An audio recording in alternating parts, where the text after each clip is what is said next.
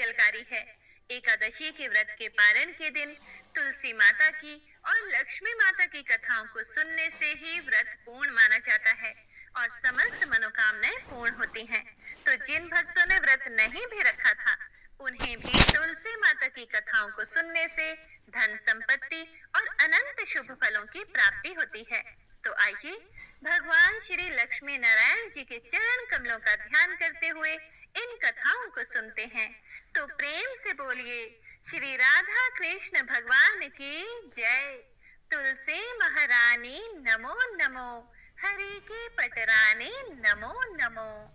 एकादशी भगवान श्री हरि विष्णु की साक्षात शक्ति है, जिस शक्ति ने उस असुर का वध किया जिससे भगवान भी जीत पाने में असमर्थ थे। उस शक्ति के आगे भला मनुष्य के पाप रूपी असुर कैसे टिक सकते हैं? जिस शक्ति ने देवताओं के कष्ट को हर कर उन्हें सुख दिया, वह प्राणी मात्र को क्या नहीं दे सकती। सुख, समृद्धि, शांति और मोक्ष, समस्त सुख सहज ही प्राप्त हो जाते हैं। हे प्रिय भक्तों, 11 माता की भक्ति में इतनी शक्ति है कि जिसके प्रभाव से मनुष्य को सहज ही सभी प्रकार के सुख प्राप्त होते हैं और अंत समय में मोक्ष की प्राप्ति होती है। 11 माता की कथा के अनुसार सतयुग में एक महाभयंकर दैत्य हुआ करता था। उस दैत्य का नाम था मूर। उस दैत्य ने इंद्र आदि सभी देवताओं पर विजय प्राप्त करके उन्हें उनके पद से हटा दिया था। तब इंद्र आदि देवताओं ने भगवान शंकर से प्रार्थना की कि हे भोलेनाथ, हम सभी देवता मूर दैत्य के अत्याचारों से दुखी होकर मृत्यु लोक में अपना जीवन व्यतीत कर रहे हैं। राक्षस के भय से हम बहुत दुख और कष्ट भोग रहे हैं। मैं स्वयं बहुत दुखी और भयभीत हूँ। अन्य देवताओं की तो बात ही क्या करें। इसीलिए हे कैलाशपति, कृपया करके आप मूर दैत्य के अत्याचार से बचाने का कोई उपाय बताइए।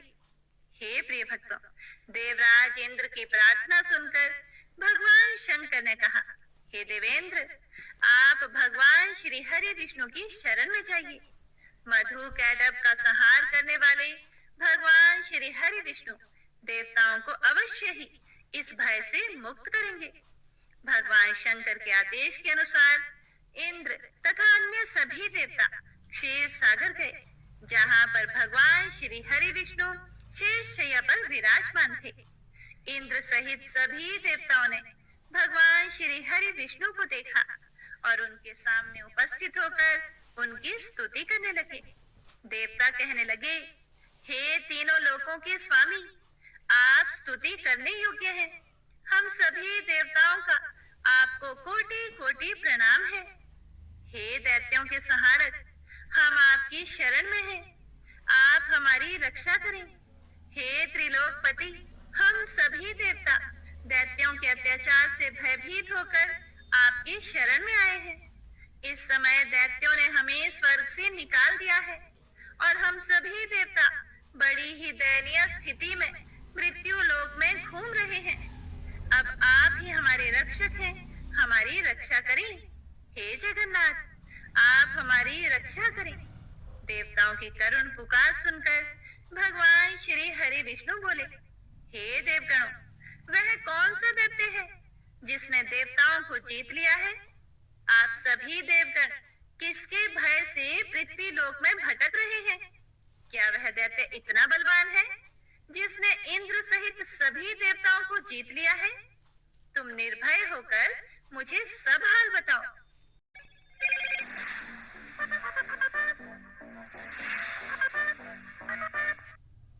भगवान श्री हरि विष्णु के इन स्नेहमयी वचनों को सुनकर देवेंद्र ने कहा, हे प्रभु, प्राचीन काल में ब्रह्म वंश में उत्पन्न हुआ नाड़ी जंगम नाम का एक असुर था, जिसका मूर नामक एक पुत्र है जो चंद्रवती नामक नगरी में निवास करता है, जिसने अपने बल से मृत्यु लोक और देवलोक को जीत लिया है और सभी देवताओं को देवलोक से निकालकर अपने दैत्य कुल के असुरों को इंद्र, अग्नि, यम, वरुण और चंद्रमा आदि सभी को लोकपाल बना दिया है। वह स्वयं सूर्य बनकर पृथ्वी को तापता है और स्वयं मेघ बनकर जल की वर्षा करता है।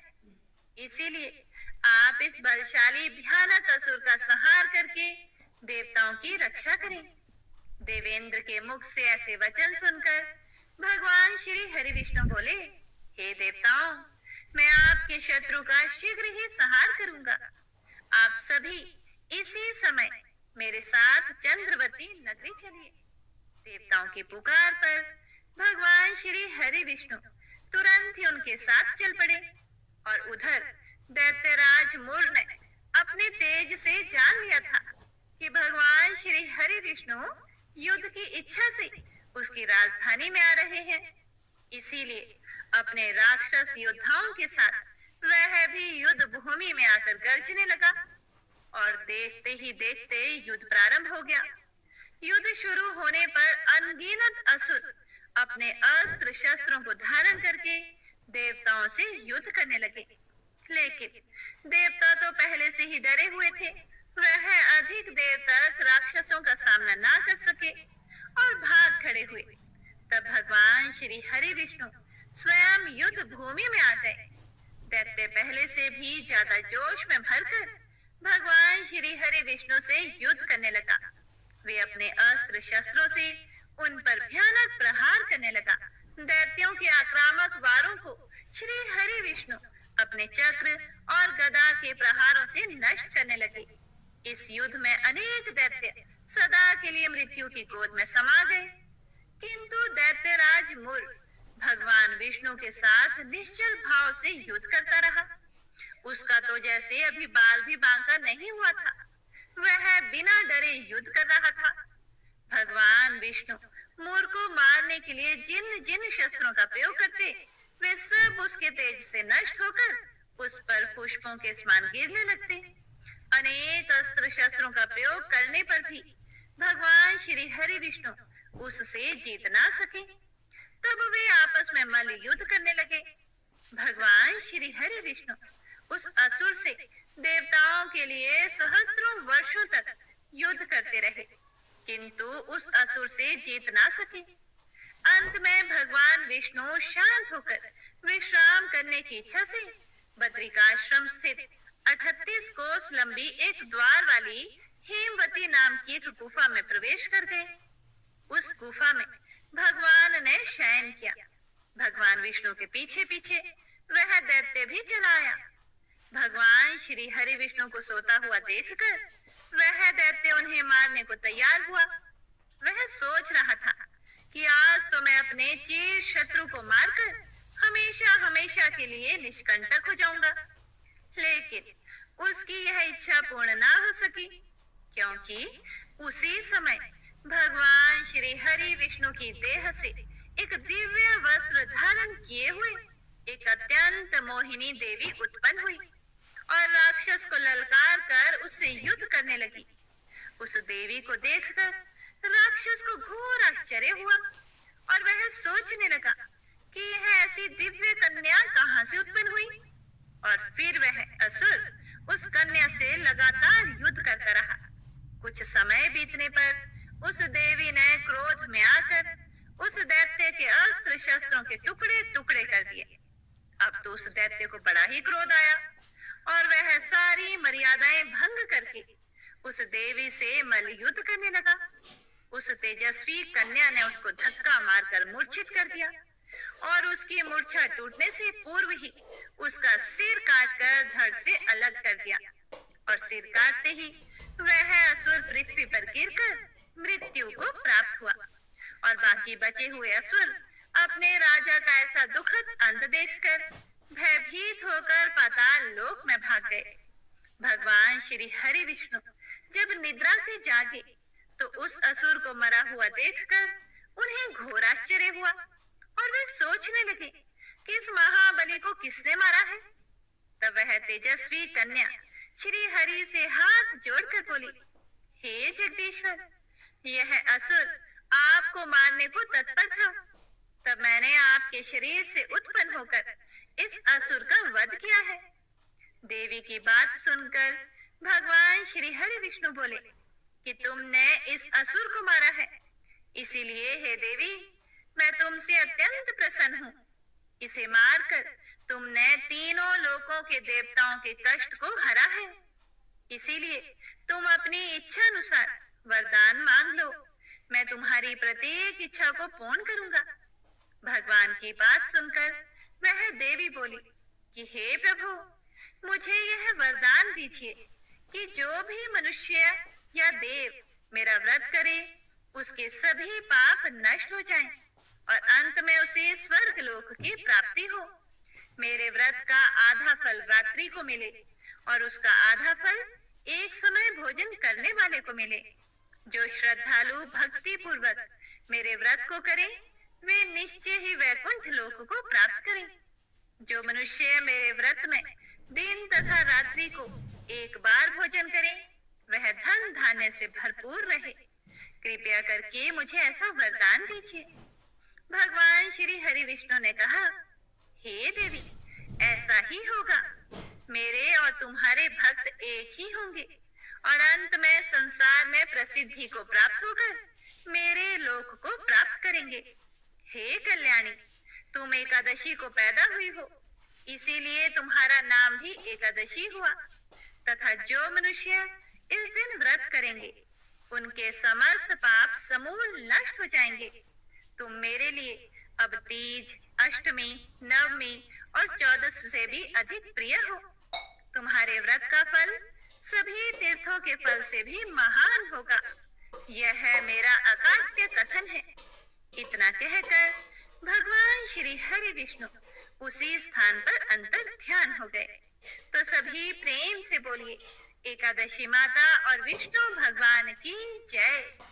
हे प्रिय भक्तों, तो आइए अब सभी मनोकामनाओं को पूर्ण करने वाली तुलसी माता की बड़ी ही पावन कथा को सुनते हैं। एक बार एक गांव में एक बुजुर्ग महिला रहा करती थी। वह प्रतिदिन पूजा पाठ किया करती थी। वह रोज तुलसी माँ की पूजा करती थी और वह बुजुर्ग महिला रोज तुलसी माता से कहती, हे तुलसी माँ, तुम मुझे बहू दे, पीताम्बर की धोती दे, मीठा मीठा घास दे, वैकुंठ में वास दे, चटक की चाल दे, पटक की मौत दे, चंदन का काट दे, रानी का काज दे, दाल भात का भोजन दे, 11 की मौत दे और कृष्ण जी का कंधा दे। वह बुजुर्ग महिला हर महीने में तुलसी माता की रोज पूजा करती थी और उनके बिरले को रोज सींचती। तुलसी माता बुजुर्ग महिला की बात सुनकर धीरे धीरे सूखने लगी।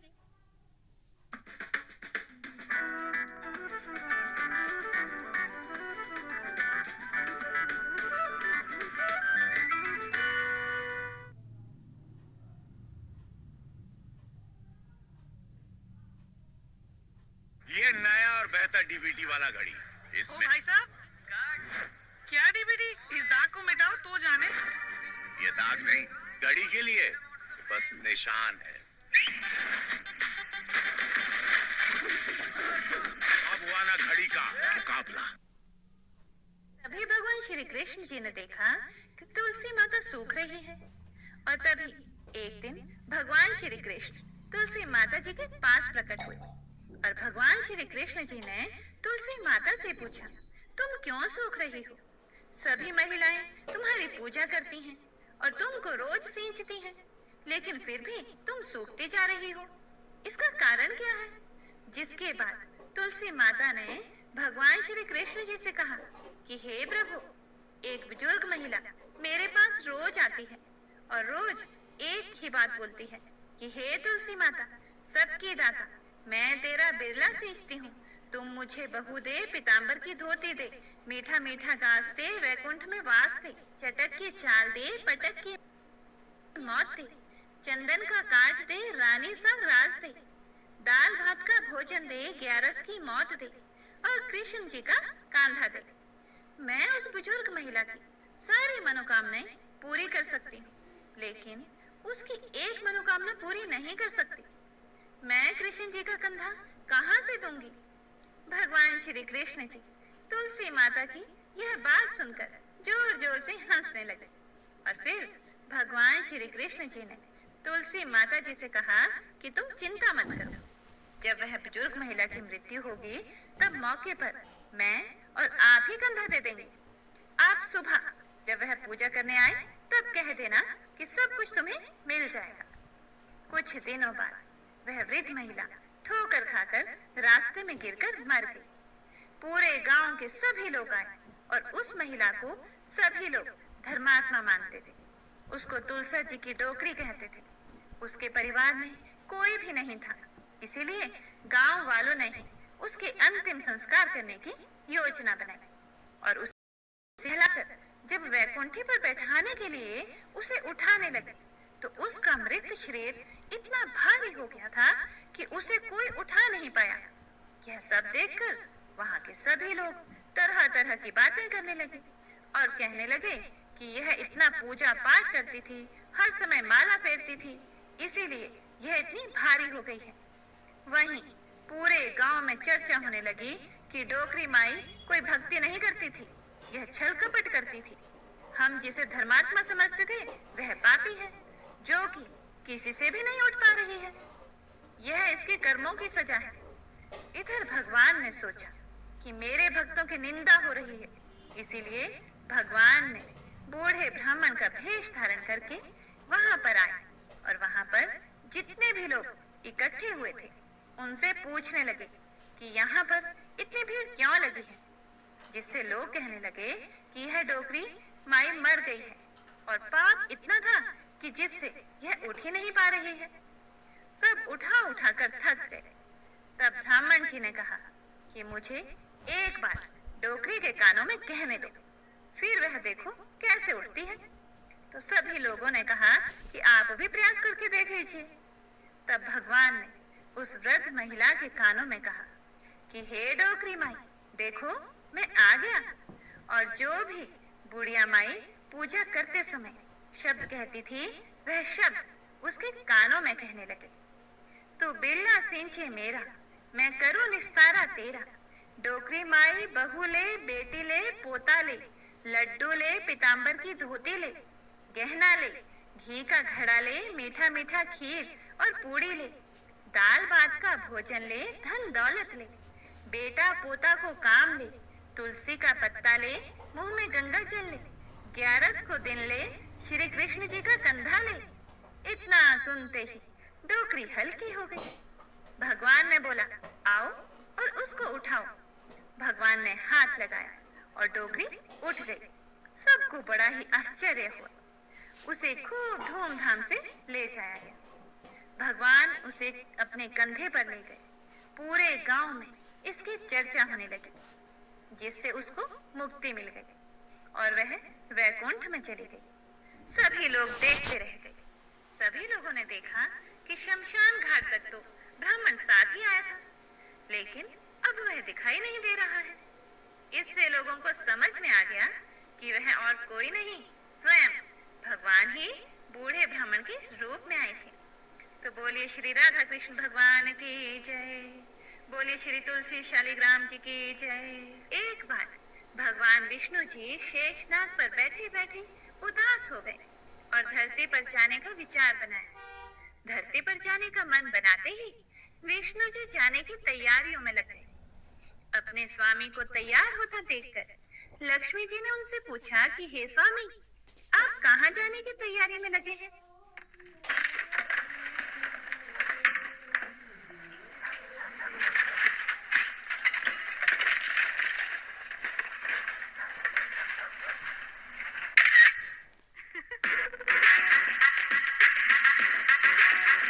Motorola Edge 70, impossibly thin, yet इसके उत्तर में विष्णु जी ने कहा कि हे देवी, मैं धरती लोक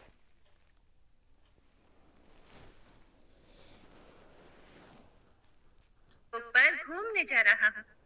यह सुनकर माता लक्ष्मी जी का भी मन धरती पर जाने का हुआ और उन्होंने श्री हरि से इसकी आज्ञा मांगी। लक्ष्मी जी की प्रार्थना करने पर भगवान विष्णु जी बोले कि आप मेरे साथ चल सकते हो, लेकिन एक शर्त पर। अगर आप धरती पर पहुंचकर उत्तर दिशा की ओर ना देखें तो तभी मैं आपको अपने साथ लेकर जाऊंगा। यह सुनते ही माता लक्ष्मी जी तुरंत हाँ कर देती हैं और विष्णु जी के साथ धरती लोक पर जाने के लिए तैयार हो जाती हैं। माता लक्ष्मी जी और भगवान विष्णु जी सुबह सुबह धरती पर पहुंच गए। जब वे पहुंचे तब सूर्य देवता उदय हो ही रहे थे। कुछ दिनों पहले ही बरसात हुई थी, इसीलिए धरती पर चारों ओर हरियाली ही हरियाली थी। धरती बेहद ही सुंदर दिखाई दे रही थी। इसीलिए माँ लक्ष्मी जी मंत्र मुग्ध होकर धरती के चारों ओर देख रही थी। माँ लक्ष्मी जी भूल गई कि पति को क्या वचन देकर साथ आई है। अपनी नजर घुमाते हुए उन्होंने कब उत्तर दिशा की ओर देखा, उन्हें पता ही नहीं चला। मन ही मन में मुग्ध हुई माता लक्ष्मी जी ने जब उत्तर दिशा की ओर देखा तो उन्हें एक सुंदर बगीचा नजर आया। उस ओर से भीनी भीनी खुशबू आ रही थी। बगीचे में बहुत ही सुंदर सुंदर फूल खिले हुए थे। फूलों को देखते ही माँ लक्ष्मी बिना सोचे समझे उस खेत में चली गई और एक सुंदर सा फूल तोड़कर लाई। फूल तोड़ने के बाद जैसे ही माँ लक्ष्मी जी भगवान विष्णु के पास वापस लौट कर आई, तब भगवान विष्णु जी की आंखों में आंसू भरे थे। माँ लक्ष्मी जी के हाथ में फूल देखकर विष्णु जी बोले कि कभी भी किसी से बिना पूछे उसका कुछ भी नहीं लेना चाहिए। और साथ ही माँ लक्ष्मी जी को विष्णु जी को दिया हुआ वचन भी याद दिलाया। माँ लक्ष्मी जी को जब अपनी भूल का आभास हुआ तो उन्होंने भगवान के सामने इस भूल की क्षमा मांगी। विष्णु जी ने कहा कि आपने जो भूल की है उसकी सजा तो आपको अवश्य मिलेगी। जिस माली के खेत से आपने बिना पूछे फूल तोड़ा है, यह एक प्रकार की चोरी है। इसीलिए अब आप 3 वर्षों तक माली के घर नौकर बनकर रहो। उसके बाद मैं आपको वैकुंठ में वापस बुलाऊंगा। भगवान विष्णु जी का आदेश मानकर माता लक्ष्मी जी चुपचाप सर झुकाकर मान स्वीकार किया। जिसके बाद माँ लक्ष्मी जी ने एक गरीब औरत का रूप धारण किया और उस खेत के मालिक के घर गई। माधव नाम के उस मालिक का एक झोपड़ा था, जहाँ माधव पत्नी, 2 बेटे और 3 बेटियों के साथ रहता था। माता लक्ष्मी जी जब एक साधारण औरत बनकर माधव के झोंपड़े पर पधारी तो माधव ने पूछा कि बहन आप कौन हो? तब माँ लक्ष्मी ने कहा कि मैं एक गरीब औरत हूँ, मेरी देखभाल करने वाला कोई नहीं, मैंने कई दिनों से खाना भी नहीं खाया, मुझे कोई भी काम दे दो, मैं तुम्हारे घर का काम किया करूंगी और इसके बदले में आप मुझे अपने घर के एक कोने में आसरा दे देना। माधव बहुत ही अच्छे दिल का मालिक था, उसे उन पर दया आ गई, लेकिन उसने कहा बहन मैं तो बहुत ही गरीब हूँ, मेरी कमाई से मेरे घर का खर्च काफी कठिनाई से चलता है, लेकिन अगर मेरी 3 बेटियां हैं उसकी जगह अगर 4 बेटियां होती तो भी मुझे गुजारा करना था। अगर आप मेरी बेटी बनकर और जैसा रूखा सूखा हम खाते हैं उसमें खुश रह सकती हो तो बेटी अंदर आ जाओ। माधव ने माँ लक्ष्मी जी को अपने झोंपड़े में शरण दे दी और माँ लक्ष्मी जी 3 साल तक उस माधव के घर पर नौकरानी बनकर रही। कथा के अनुसार कहा जाता है कि जिस दिन माँ लक्ष्मी जी माधव के घर आई थी उसके दूसरे दिन ही माधव को फूलों से इतनी आमदनी हुई कि शाम को उसने एक गाय खरीद ली। फिर धीरे धीरे माधव ने जमीन खरीद ली और सबने अच्छे अच्छे कपड़े भी बनवा लिए। कुछ समय बाद माधव ने एक बड़ा पक्का घर भी बनवा लिया। माधव हमेशा सोचता था कि मुझे यह सब इस महिला के आने के बाद ही मिला है, इस बेटे के रूप में मेरी किस्मत आ गई है। एक दिन माधव जब अपने खेतों से काम खत्म करके घर आया तो उसने अपने घर के द्वार पर गहनों से लदी एक देवी स्वरूप औरत को देखा। जब वह पास गया तो उसे आभास हुआ कि यह तो मेरी मुंह बोली चौथी बेटी यानी वही औरत है। कुछ समय के बाद वह समझ गया कि यह देवी कोई और नहीं बल्कि स्वयं माँ लक्ष्मी जी है। यह जानकर माधव बोला कि हे माँ मुझे क्षमा कर दो, हमने आपसे अनजाने में ही घर और खेत में काम करवाया। हे माँ, यह हमसे कैसा अपराध हो गया? माँ, हम सबको माफ कर दो। हाँ बोल बेटा करण। क्या? जिंदगी की रोज की दौड़ में हम अक्सर चीजें भूल जाते हैं, अंकल! पर अच्छा लगता है जब कोई आपका ख्याल रखता है, जैसे कि आरबीआई ख्याल रखता है आपके अनक्लेम डिपॉजिट्स का। अनक्लेम डिपॉजिट मतलब वो बैंक खाते जिसमें 10 साल या उससे अधिक से कोई लेन देन न हुआ हो। ऐसे खाते आरबीआई के डीईए फंड में चले जाते हैं। अपने बैंक के किसी भी शाखा में जाकर अपना केवाईसी अपडेट कराइए और अपना अनक्लेम डिपॉजिट वापस पाएं। आरबीआई कहता है, जानकार बनिए, सतर्क रहिए।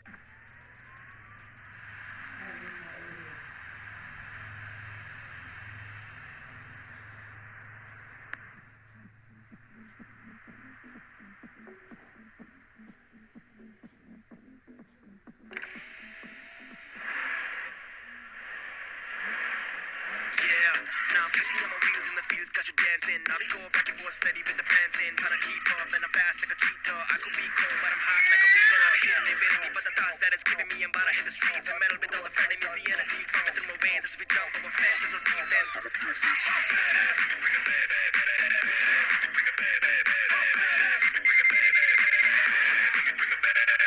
Badass, let me bring that back. High for the shots, and I'm ready for the comeback. You were never on that, you were never been there. Watch me as I drift and I poof in the thin net.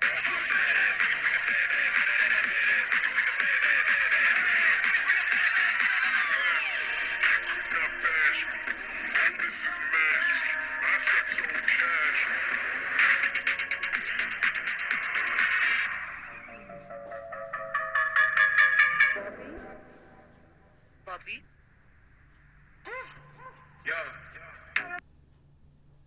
यह सुनकर माँ लक्ष्मी जी मुस्कुराई और बोली कि हे माधव, तुम तो बहुत ही अच्छे और दयालु व्यक्ति हो। तुमने मुझे अपनी बेटी की तरह रखा, अपने परिवार का सदस्य बनाया। इसके बदले मैं तुम्हें वरदान देती हूँ कि तुम्हारे पास कभी भी खुशियों की और धन की कमी नहीं रहेगी। तुम्हें सारे सुख मिलेंगे जिसके तुम हकदार हो। इसके बाद माँ लक्ष्मी जी अपने स्वामी श्री हरि के द्वारा भेजे रथ में बैठकर वैकुंठ लोक चली गई। हे माँ, मेरी नम्र विनती है कि जैसे माधव पर कृपा दृष्टि रखी, वैसी ही कृपा दृष्टि हमारे समाज और देश पर रखना। कथा को सुनने वाले, सुनाने वाले और हुंकारा भरने वाले सभी भक्त जनों पर रखना। तो प्रेम से बोलिए लक्ष्मी नारायण भगवान की जय। आइए अब तुलसी माता की दूसरी कथा का श्रवण करते हैं। इस कथा को सुनने से एकादशी के व्रत का संपूर्ण फल मिल जाता है। तो आइए प्रसन्नचित मन से इस कथा को सुनते हैं। कथा के अनुसार एक कुटुंब में ननंद तथा भाभी साथ में रहते थे। ननंद का विवाह अभी नहीं हुआ था। वह तुलसी के पौधे की बहुत सेवा किया करती थी, लेकिन उसकी भाभी को यह सब कुछ बिल्कुल भी पसंद नहीं था। जब कभी भी उसकी भाभी को अत्यधिक गुस्सा आता, तब वह उसे ताना देते हुए कहती कि जब तुम्हारा विवाह होगा तो मैं तुलसी ही बरातियों को खाने को दूंगी और तुम्हारे दहेज में भी तुलसी ही दूंगी। कुछ समय बीत जाने पर ननंद का विवाह पक्का हुआ। विवाह के दिन भाभी ने अपने कहे अनुसार, मतलब जैसा कि वह हमेशा बोला करती थी कि तुम्हारे विवाह में बारातियों को तुलसी ही खाने को दूंगी और दहेज में भी तुलसी ही दूंगी, तो भाभी ने बारातियों के सामने तुलसी का गमला फोड़ दिया और बारातियों को उसे खाने के लिए कहा। तुलसी माता की कृपा से वह फूटा हुआ गमला अनेकों स्वादिष्ट पकवानों में बदल गया। भाभी ने गहनों के नाम पर तुलसी की मंजरी से बने हुए गहने पहना दिए और वे भी सुंदर सोने जवाहरात में बदल गए। भाभी ने वस्त्रों के स्थान पर तुलसी का जनेऊ रख दिया और वह रेशमी तथा सुंदर वस्त्रों में बदल गया। जब ननंद ससुराल पहुंची तो उसके ससुराल में उसके दहेज की बहुत प्रशंसा की गई। जब यह बात भाभी के कानों तक पहुंची तो उसे बड़ा ही आश्चर्य हुआ। उसे अब तुलसी माता की पूजा का महत्व समझ में आया भाभी की एक लड़की थी। वह अपनी लड़की से कहने लगी कि तुम भी तुलसी की सेवा किया करो, तुम्हें भी बुआ की तरह फल मिलेगा। वह जबरदस्ती अपनी बेटी से तुलसी माता की सेवा करने को कहती, लेकिन लड़की का मन तुलसी सेवा में नहीं लगता था। लड़की के बड़े होने पर उसके विवाह का समय आ गया। तब भाभी सोचती है कि जैसा व्यवहार मैंने अपनी ननद के साथ किया था, वैसा ही मैं अपनी लड़की के साथ भी करती हूँ, तो यह भी गहनों से लद जाएगी और बारातियों को खाने में पकवान मिलेंगे। ससुराल में इसे भी बहुत इज्जत मिलेगी। यह सोचकर वह बारातियों के सामने तुलसी का गमला फोड़ देती है, लेकिन इस बार गमले की मिट्टी मिट्टी ही रही, मंजरी तथा पत्ते भी अपने रूप में ही रहे। जनेऊ भी अपना रूप नहीं बदलता है। सभी लोगों तथा बारातियों द्वारा भाभी की बुराई की जाती है। लड़की के ससुराल वाले भी लड़की की बुराई करते हैं। भाभी कभी भी ननद को घर नहीं बुलाती थी। भाई को बहन की याद आती है, तो भाई ने सोचा बहुत समय हो गया, मैं बहन से मिल कर आता हूँ। उसने अपनी पत्नी से कहा और कुछ उपहार बहन के पास ले जाने की बात कही। भाभी ने थैले में ज्वार भर कर दे दिया और कहा, और कुछ नहीं है, तुम यही ले जाओ। वह दुखी मन से बहन के पास चल पड़ा। वह सारे रास्ते सोचता रहा कि कोई भाई अपनी बहन के घर ज्वार कैसे ले जा सकता है। यह सोचकर वह एक गौशाला के पास रुका और ज्वार का थैला गाय के सामने पलट दिया। तभी गाय पालने वाले ने कहा कि आप गाय के सामने हीरे मोती तथा सोना क्यों डाल रहे हो? यह देखकर भाई को बड़ा ही आश्चर्य हुआ। Have you checked the sample? Yes, Dad. I've checked the sample. But what's your plan for scaling up the business? Expanding. उसने सभी हीरे मोती तथा सोना वापस अपने थैले में रख लिया। भाई ने सारी बात अपनी बहन को बताई और बड़ी खुशी खुशी उसने सारे हीरे मोती और जेवर अपनी बहन को दिए। दोनों भाई बहन एक दूसरे को देखकर अत्यंत प्रसन्न हुए। जैसी कृपा माता तुलसी ने ननंद पर की, ऐसी ही कृपा सभी पर करना। बोलिए श्री तुलसी माता शालिग्राम भगवान की जय। बोलिए श्री लक्ष्मी नारायण भगवान की जय। आइए अब तुलसी जी की तीसरी कथा को सुनते हैं। इस कथा को पूरा सुनने से सभी मनोकामनाएं पूर्ण हो जाती हैं। सावर्णी मुनि